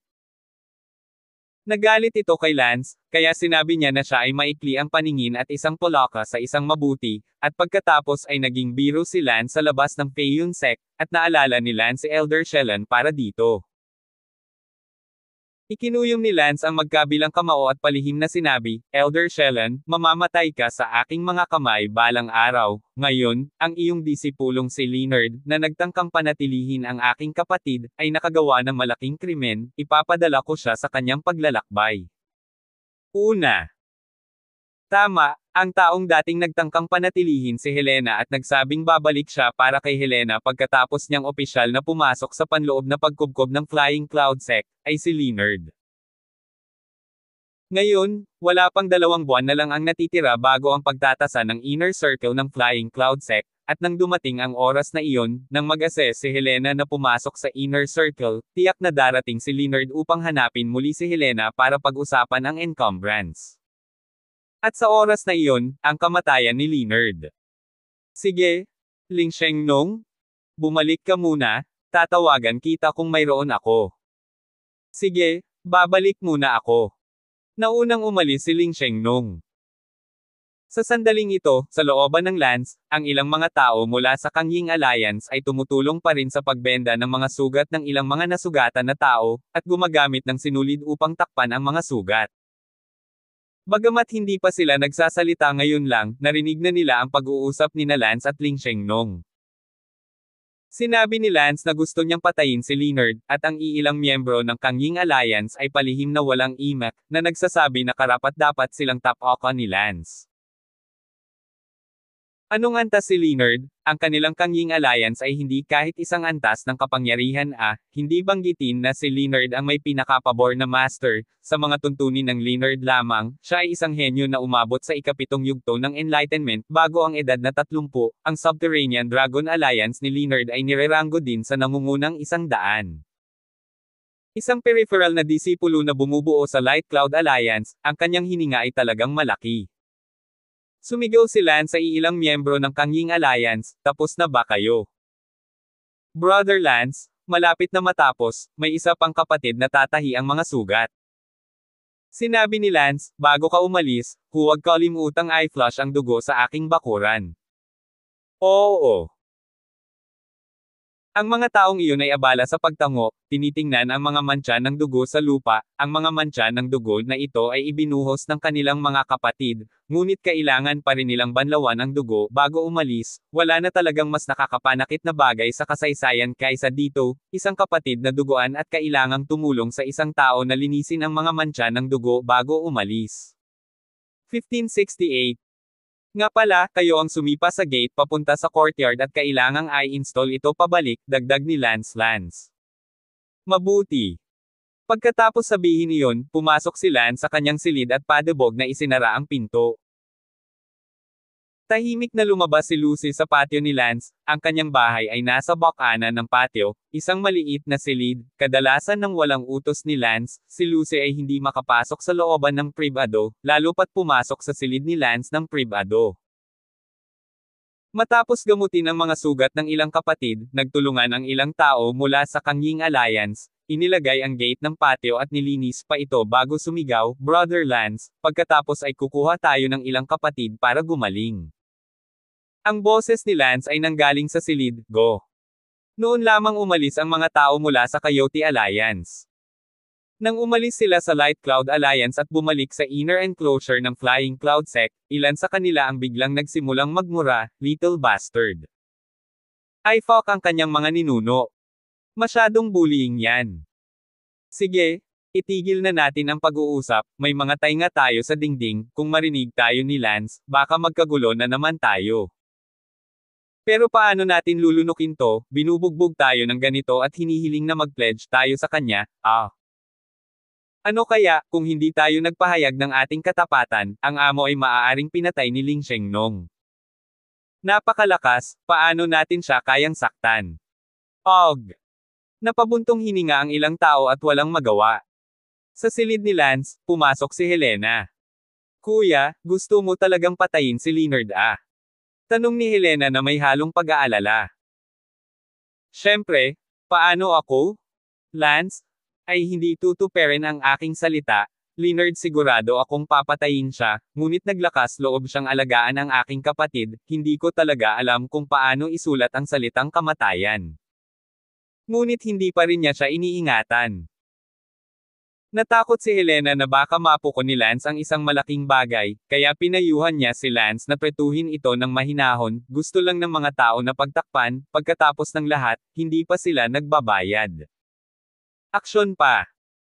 Sinabi ni Lance, ate, sa aking diksyonaryo, ang mga kaaway ay hindi lamang ang mga nanggugulo sa akin, kundi pati na rin ang mga gustong manggulo sa akin, ngunit hindi pa nagsisimulang umarte. Ang Leonard na iyon, bagaman hindi pa siya kumikilos. Gusto na niya, kaya kaaway ko na siya. Hindi tayo dapat maging maawain sa ating mga kaaway. Ngunit, may master si Leonard? Si Elder Shellan iyon? Si Leonard pa rin ang pinakamahalagang disipulo ni Elder Shellan may elder background ang mga tao ano ang dapat nating gawin? Sinabi ni Lance na nakataas ang kamay, kung gayon, sabay tayong pumatay, ano ang contradiction, sa tingin mo ba hahayaan kung umalis si Elder Shellan? Naramdaman ni Helena na napaka-wild ng tono ng kanyang kapatid. Sige, ate, abala ka kaagad sa trabaho mo, kailangan ko pang pinuhin ang anting-anting, sa loob ng 2 buwan ay magiging inner circle examination na, sa oras na iyon, tiyak na pupuntahan ka ni Leonard, kailangan kong gumawa ng ilang paghahanda ng maaga. Si Helena ay walang magawa.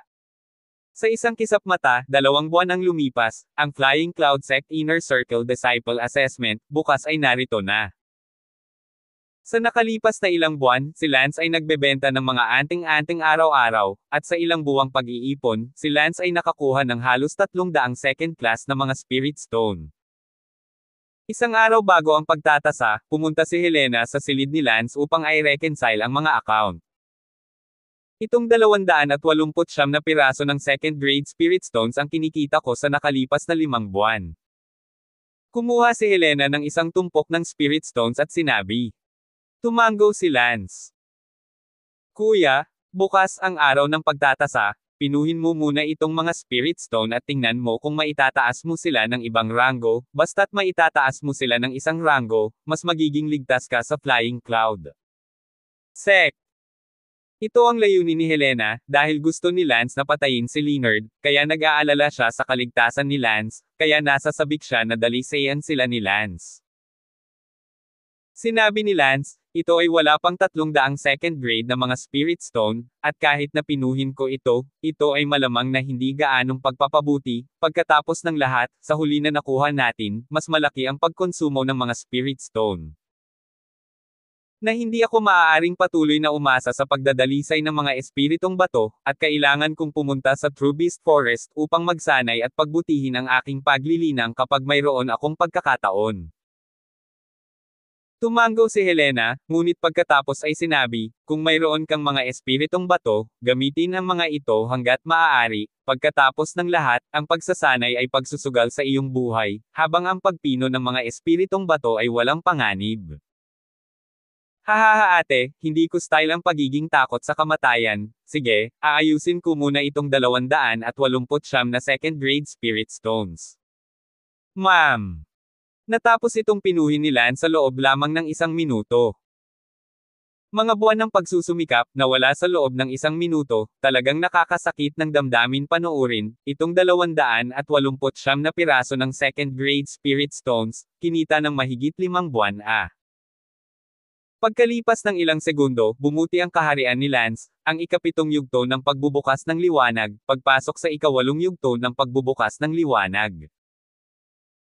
Tingnan mo, kinailangan ng halos 300 mga Spirit Stone sa ikalawang baitang ang pagpino upang mapataas sa ika-8 orden ng liwanag na liwanag, at 5 buwan ng pagsusumikap para lamang maitaas ang order na ito.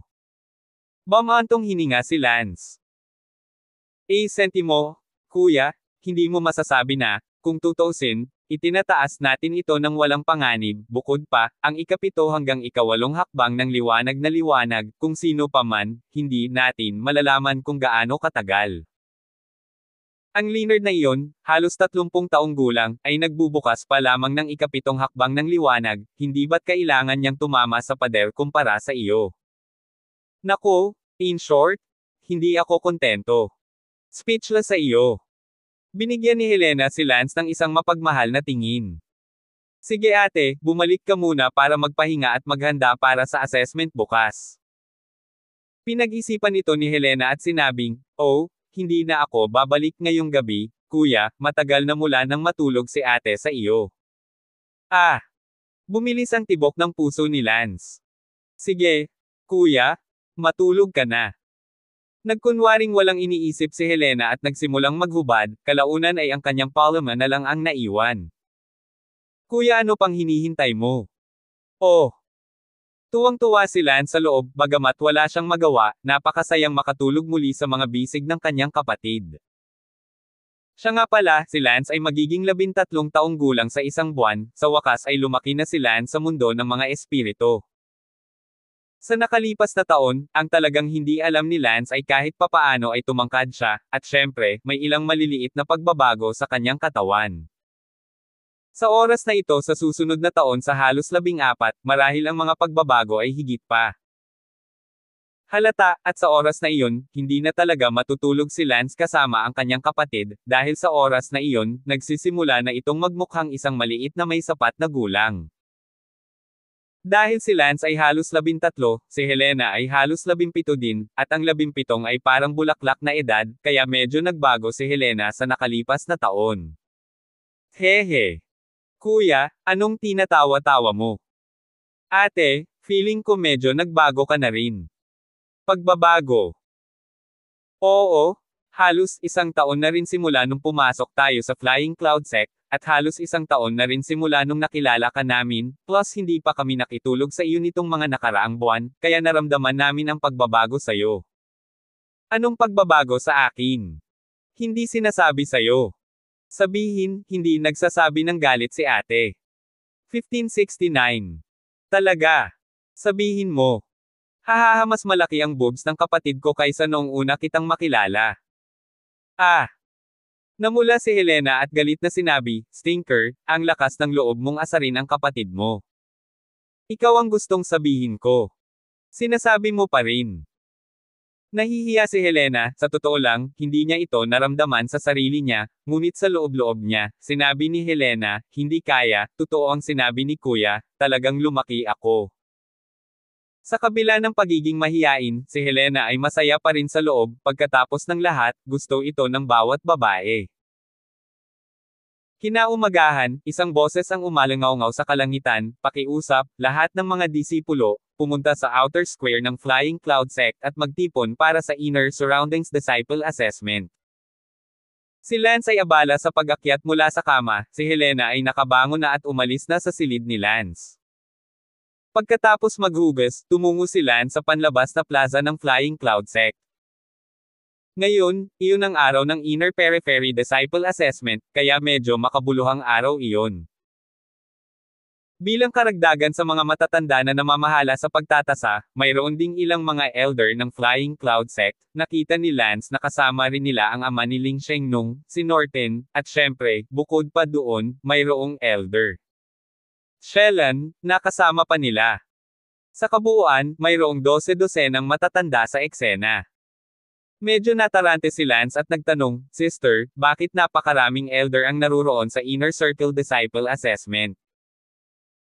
Dahil ang mga matatandang ito, lahat sila ay interesado sa pag-recruit ng mga disipulo, kaya pumunta sila sa site ngayon upang tingnan kung maaari nilang makilala ang isang gusto nila at pagkatapos ay tanggapin sila bilang mga disipulo.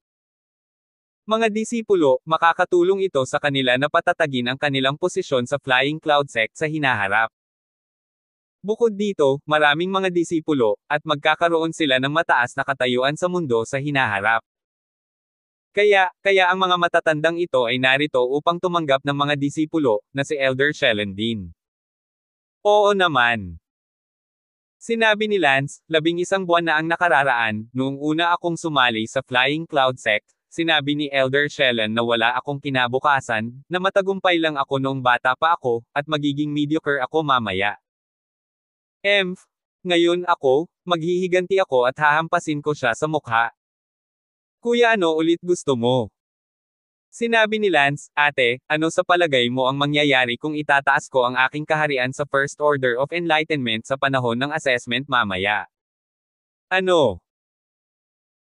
Itataas mo na naman ang iyong kaharian, at diretso na sa First Order of Enlightenment, mahigit 2 buwan na lang ang nakalipas mula noong huling quarterly test. Mapapansin muna, ang huling quarterly test, na kung ano ang kanyang pangalan na Panginoon ni Elder Zhu, ay nagbigay pansin sa iyo, marahil ay pinapansin ka pa rin ng mga tao ngayon.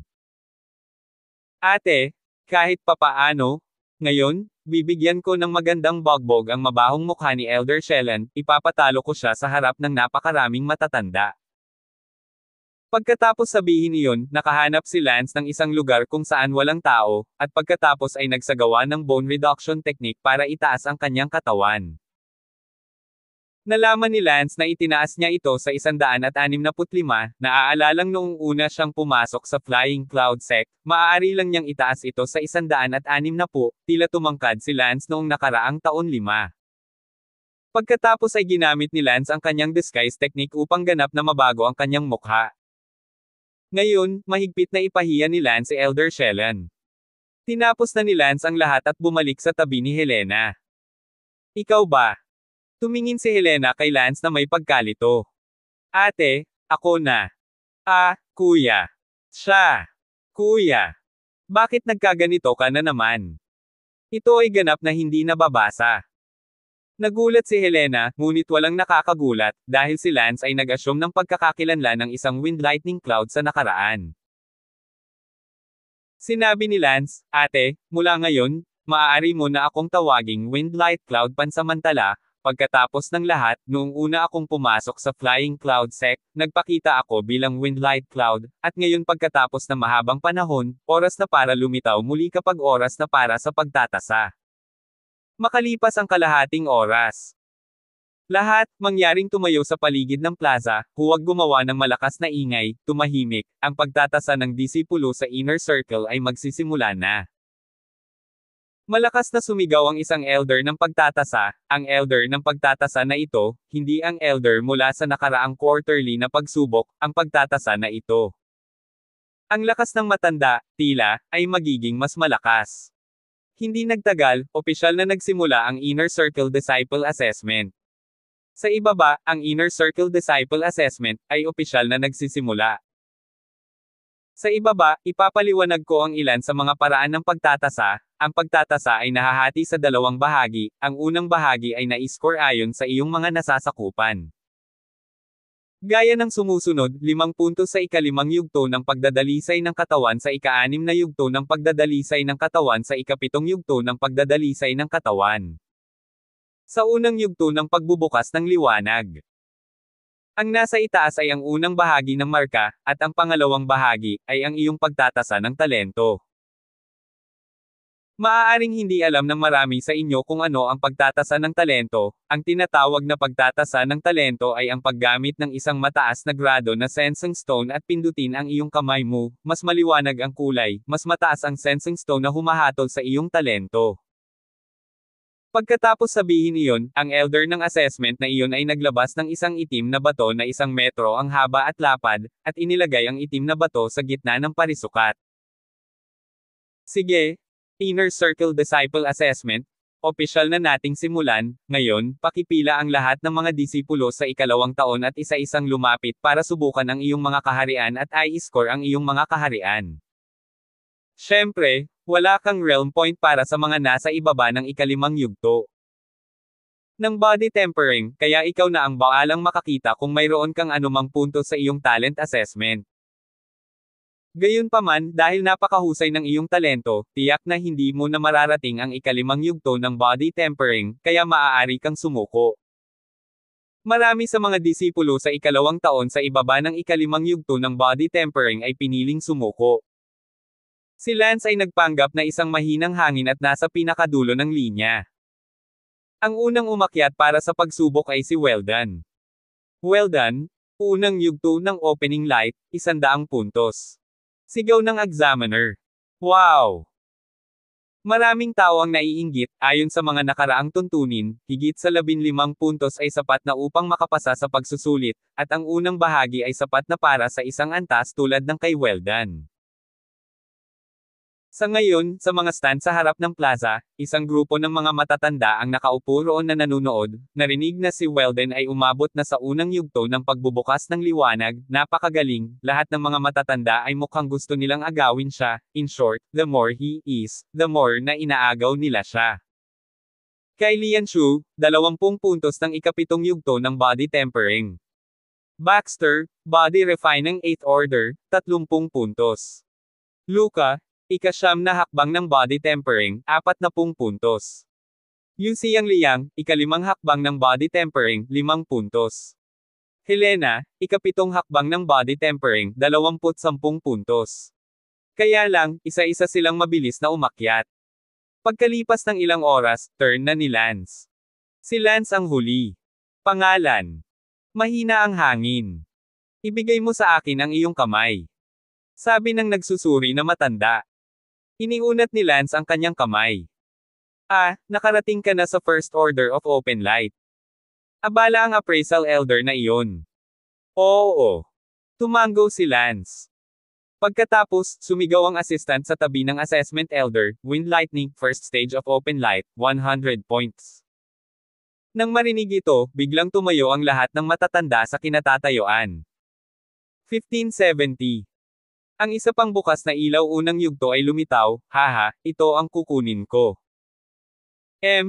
Isipin mo, itong isa kong stage, na determinadong sinabi ni Shellan Elder. Shellan, mayroon ka ng mabuting alagad na si Leonard, bakit mo pa ipaglalaban? Umalis si Shellen sa kanyang bibig, kahit na si Leonard ay kasalukuyang pinakatalentadong disipulo sa tabi ni Elder Shellen, ngunit si Leonard ay nasa ika-9 na yugto pa lamang ng pagpino ng katawan nang siya ay tasahin noon, at mas mababa sa 2 unang yugto ng pagbubukas. May nakitang liwanag ngayon. Kaya, syempre, gustong tanggapin ni Elder Shellen ang isang mas mahusay. Nangako si Elder Shellen sa kanyang sarili, ang 2 First Order of Enlightenment na nakita ngayon, sina Weldon at Wind Lightning, kailangan kong kumuha ng isa. Ang iba pang 12-dosenang matatanda, na may parehong panloob na pag-iisip tulad ni Elder Shellen, ay gustong mangagaw ng isa. Sa kasamaang palad, hindi alam ni Elder Shellen na ang tinatawag na Wind Lightning ay ang na-assess niya noong 1 taon na bata pa lamang at matagumpay at dapat lumaki na katamtaman, si Lance ay peking partikular na tamaan siya sa mukha. Susunod, isasagawa ang pinakamahalaga, at iyon ay ang Sensation Stone Assessment of Talent.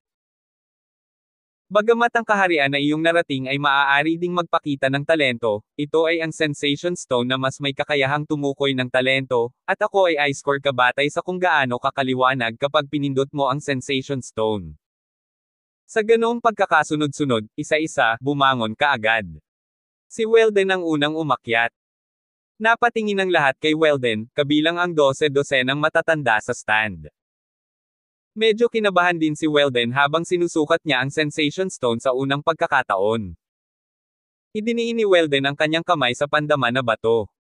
Ang Induction Stone ay lumiwanag at kumikinang. Ang matanda sa pagtatasa sa tabi nito ay agad na nagbigay ng marka, 70. Weldon, Talent Assessment 70 puntos. Nang marinig ang 70, ang mga matatanda sa mga nakatayo ay nagkaroon ng talakayan. 70 puntos, hindi masama, Talent Sensing Stone, sa ilalim ng normal na mga pangyayari, ang pag-abot sa 30 puntos ay itinuturing na isang pass, 70 puntos, napakahusay. Tila na sa nakalipas na ilang taon, sa bawat pagtatasa ng disipulo ng Inner Circle, ang pinakamataas na marka ng talento ay 60 lang. Sa totoo lang, 70 points, nakakabilib talaga. Hindi ko alam kung gaano karaming puntos ang talent assessment para sa isa pa, Wind Lightning of the First Order of Enlightenment. Bagamat pinag-uusapan ito ng lahat, sila ay kapwa-exclusive, dahil hindi nila maiiwasang magnanakaw sa isa't isa mamaya. Kay Lian Shu, 40. Remnant Bird, 45. Luca, 50. May Liang, 10. Helena, 50. Nagulat si Helena nang makita niya ang kanyang talent assessment score, nakatanggap siya ng 50 puntos, talagang hindi siya naniniwala na makakakuha siya ng ganoong kataas na marka. Sa mga nakatayo, ilang matatanda ang nagsabi sa loob-loob, hindi rin masama ang Helena na iyon, maaari din siyang ituring na isang disipulo. Isa-isa silang humalili, at makalipas ang ilang oras, turn na naman ni Lance. Lahat ay tumingin kay Lance na kinakabahan, ngayon lang sinukat ng realm assessment ni Lance ang unang yugto ng bukas na ilaw, ang buong pangalawang terminong mga disipulo, 2 unang yugto lamang ng bukas na liwanag a. Mas mataas ba ang talent score ng Wind Lightning kaysa kay Weldon? Ang Wind Lightning na ito ay masyadong low-key, kadalasan ay wala siyang nakikitang kahit sino, ni hindi siya pumupunta para sa quarterly testing. Ang tanging pagkakataon na nakita ko siya ay mga 1 taon na ang nakakaraan nang talunin niya sina Baxter at Luca at sinabi sa kanilang dalawa na huwag habulin si Helena, pagkatapos noon ay wala ng balita tungkol sa Wind Lightning. Umakyat si Lance at tumingin sa itim na bato, iniisip sa sarili, mayroon ba talagang mahiwagang bato? Diniinan ito ng kamay ni Lance. Nagsimulang umilo ang bato, kaya lang, hindi ito umilo ng mabilis. Sa sandaling iyon, agad na ibinuhos ni Lance ang kaunting immortal chi ng kanyang katawan sa itim na sensor stone na iyon, kaunti lang. Sa sumunod na segundo, natigilan ang buong audience. Nang makita ang itim na sensory stone na iyon, ito ay kasing liwanag ng isang malaking bombilya, bagaman hindi ito itinuturing na napakaliwanag, ngunit ito ay ilang dekada na ang layo para makita sa Flying Cloud Sect. Biglang tumayo ang lahat ng matatanda sa kinatatayuan. Wow! Sobrang liwanag. Thirst, talagang tinasa ng Talent Sensing Stone ang talento ni Wind Lightning sa napakataas na antas. Ang ating flying cloud sect ay hindi makakagawa ng isang henyo na may ganoong kataas na liwanag sa loob ng mga dekada. Nag-uusap ang lahat. Sa totoo lang, si Lance ay nagbuhos lamang ng kaunting immortal na enerhiya. Kung magbuhos siya ng higit pa, ito ay tiyak na magiging mas maliwanag, at kahit na maglalabas ng iba pang mga kulay ng liwanag, kung ito ay naglalabas ng iba pang mga kulay ng liwanag, kung gayon ang talento ay isa pang hakbang pataas, ngunit gayon paman, ang mga henyo sa antas na ito ay mahirap makita sa unang dagat. Ang dahilan kung bakit hindi nagbuhos ng labis na immortal chi si Lance ay dahil lang sa ayaw niya maging masyadong nakakasilaw, para sa flying cloud sect, sapat na ang liwanag na iyon. Kung hindi, kung ilalabas ni Lance ang kanyang buong lakas, I'm afraid this sensing stone wouldn't even enough for him to measure. After all, hindi biro ang immortal na chi. Ang matanda sa pagtatasa ay abala sa paghahambing ng reference table at sinabing, 170 puntos. Excited na sumigaw ang assistant sa tabi niya, Wind Lightning, 190 points. Wow! Nang marinig iyon, napawaw ang buong kwarto. Noong nakaraan, sa bawat pagkakataon, ang pinakamataas na puntos ay nasa paligid lamang ng 60 puntos, at ang mga umabot sa 70 puntos tulad ni Weldon ay mas kaunti, ngunit ang 170 puntos ni Lance ay talagang nabigla sa lahat. Sa sandaling ito, sa mga kinatatayuan, ang lahat ng matatanda ay nabaliw at sinabing sa gulat, 170 puntos, ang talentong ito, ang buong flying cloud sect, mahirap makakita ng isa sa loob ng 30 taon. Sa kasalukuyan, maliban sa ilang nangungunang matatanda, ito parang wala na masyadong matatanda na makakasukat ng ningning na ito. Itong Wind Lightning, dapat ko siyang kunin bilang aking disipulo. Sa sandaling ito, si Elder Shelyn ay lihim na nanumpa sa loob. Kahit nalooban niya ito ngayon, kailangan niyang agawin ang Wind Lightning. Sige. Opisyal na tapos na ang assessment ngayong araw, ang sinumang may kabuuang score na higit sa 15 puntos ay nangangahulugan na matagumpay silang nakapasok sa inner circle ng Flying Cloud Sect at naging formal na disipulo ng Flying Cloud Sect. Malakas na sabi ng assessment elder. Bago natapos ang mga salita ng matanda sa pagtatasa, lumipad ang 12 ng matatanda sa mga nakatayo. Lahat sila ay dumiretso sa Lance. Sa kanila, ang nakakatandang Shelyn na iyon ang pinakamabilis na tumakbo. Tumakbo si Elder Shelyn palapit kay Lance at siya ang unang sumigaw, kidlat ng hangin, paano kung maging disipulo ko? Sumunod din ang ama ni Ling Shengnung na si Norton ay sisigaw na sana bilang kanyang disipulo nang magsalita si Lance, ang tingin ni Lance na puno ng pang-aalipusta ay sumingit kay Elder Shelyn, maging disipulo mo. Deserve mo ba ito? Natigilan si Elder Shelyn, at ang iba pang 12 ng matatanda na hindi pa nagsasalita ay natulala din sa lugar. Hindi inaasahan ng lahat na biglang sasabihin ito ni Lance, na nagparamdam sa mga hindi pa nagsasalita na parang wala silang masabi, dahil sinabi ni Lance na karapat-dapat si Elder Shelyn. Hindi yun nangangahulugan na ang ibang mga elder ay hindi rin karapat-dapat, dahil ang ibang mga elder ay hindi mas senior kaysa kay Elder Shelyn. Lahat sila ay mga Lunar Elder ng Flying Cloud Sect. Si Elder Shelyn ang unang nagmamadaling bumaba para tanggapin si Lance ng may pananabik at kilig, ngunit bilang resulta, sinabi ni Lance na karapat-dapat ka. Parang biglang binuhusan siya ng isang kaldero ng malamig na tubig mula ulo hanggang paa. Maging ang mga matatanda sa pagtatasa, na medyo nabigla sa sandaling ito, ay nagsabi sa kanilang mga puso, ang kidlat ng hangin na ito ay masyadong walang utang na loob, bagamat ang kanyang mataas na marka na 170 ay talagang mataas, ito ay hindi masyadong mataas para maging mapangahas. Kung gaano kataas ang marka, kung ito ay mayabang, walang magkakagusto.